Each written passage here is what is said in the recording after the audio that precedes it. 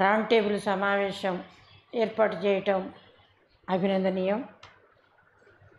ఎందుకంటే ముఖ్యంగా ఈ దేశంలో ఆదివాసీలే కాదు, అన్ని రంగాలలో ఎదుర్కొంటున్నటువంటి సమస్య ఇది, భూ సమస్య.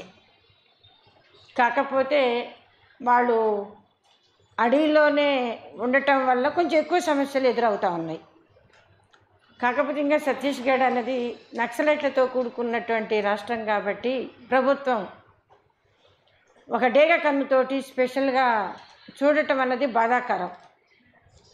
ఆ రాష్ట్రంలో ఉన్నటువంటి పరిస్థితులు, ఆ రాష్ట్రంలో ఉన్నటువంటి స్థితిగతుల్ని కేంద్ర ప్రభుత్వం ఆ అరాచకాన్ని సృష్టించాలన్నది దేశంలోనే ఇప్పుడు జరిగినటువంటి ఘటనలు మనం ఒకసారి నెమరు వేసుకున్నట్టయితే రేపు జరగబోయే ఎక్కువ ఉన్నాయి. నిన్ననే వాళ్ళు కేంద్రం వాళ్ళు ప్రమాణ స్వీకారం చేయటం జరిగింది.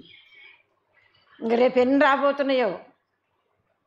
అందుకని ఈ రౌండ్ టేబుల్ నుంచి మంచి మంచి సూచనలు, సలహాలు, భవిష్యత్తులో అసలు స్త్రీ జాతిని ఈ సమాజంలో ఈ భూమి మీద ఉండనిస్తారా? ఈ భూమి సమస్యతోటి మనం ఒక పక్క పోరాటం చేస్తున్నా మహిళల మీద జరుగుతున్న దాడులేంటి, అసలు వాళ్ళకి జరుగుతున్నటువంటి శిక్షలేంటి, ఆ సాక్షులను కూడా ముందుకు తీసుకొచ్చేటువంటి పరిస్థితి లేదు. అంటే మన దేశానికి స్వతంత్రం వచ్చినా కానీ స్వతంత్రం రాలేదు అన్నది నిన్న మొన్న జరిగినటువంటి ఆదివాసీలపైనే మనం పరిశీలన చేసినట్టయితే మన వాళ్ళు వెళ్ళారు, ఆ ఎంక్వైరీ చేశారు, చెప్తూ ఉన్నారు. శరీరం మీదనే ఛాతి మీద చేసి చేస్తున్న దాడిని, మరి హింసని ఎదుర్కొంటున్నారు, శారీరకంగా వాళ్ళతోటి లైంగికంగా వేధింపబడుతూ ఉన్నారు, భూమిని కోల్పోతూ ఉన్నారు, ఉండటానికి చెట్టు నీడ లేకుండా కోల్పోతూ ఉన్నారు. అంటే సర్వం కోల్పోయే పరిస్థితిలో ఇవాళ ఆదివాసీలు ఉన్నారు. అంటే రేపు మన పరిస్థితి ఏంటి?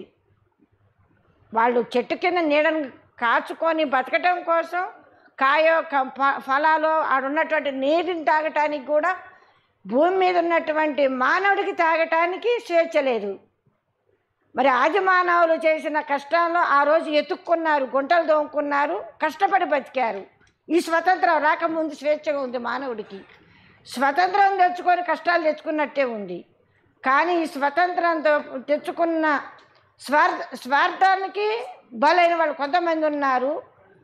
మరి వాళ్ళ కేంద్ర బలగాలతోని అనగదొక్కుతున్నటువంటి మానవులని ఇబ్బందికరంగా తయారు చేస్తున్నటువంటి కేంద్ర ప్రభుత్వం తక్షణమే వెనక్కి తీసుకోవాలి.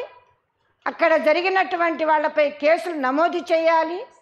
ఏ మహిళలనైతే హింస పెట్టినటువంటి వారు కేంద్ర ప్రభుత్వం నుంచి వారికి స్పెషల్గా ఫండ్ని కేటాయించాలి. వారికి కావాల్సిన జీవన స్థితిగతులు కల్పించలేకపోయినా కానీ వారి మీద దాడులు ముందల్ని అరికట్టాలి. మేము తీవ్రంగా ఖండిస్తూ ఉన్నాం.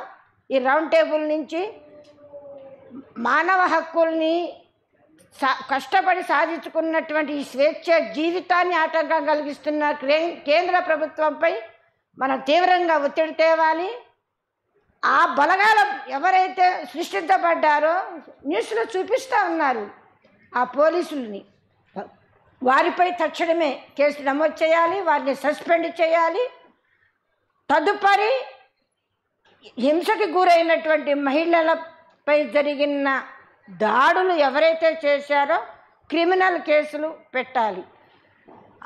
పేపరే సాక్ష్యం, మీడియానే సాక్ష్యం, ఎవరి సాక్ష్యం లేకుండానే వారికి శిక్ష వేయాలి అని ఈ రౌండ్ టేబుల్ నుంచి మహిళా సమాఖ్యగా మేము డిమాండ్ చేస్తూ ఉన్నాం.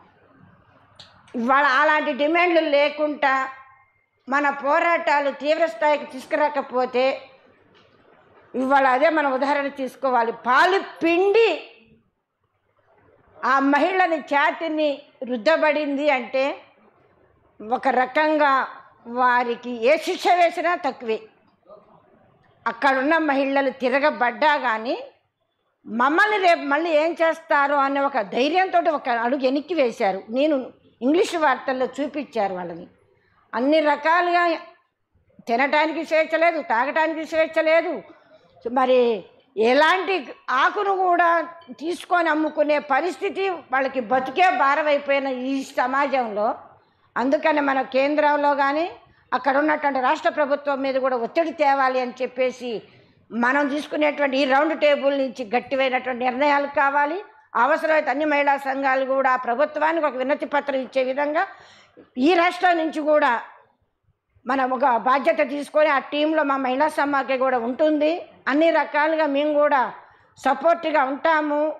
జరిగిన ఘటనని తీవ్రంగా ఖండిస్తున్నామని చెప్పేసి తెలియజేస్తూ ఈ అవకాశం ఇచ్చినటువంటి అధ్యక్షుల వారికి ధన్యవాదాలు తెలియజేసి సెలవు తీసుకుంటాము.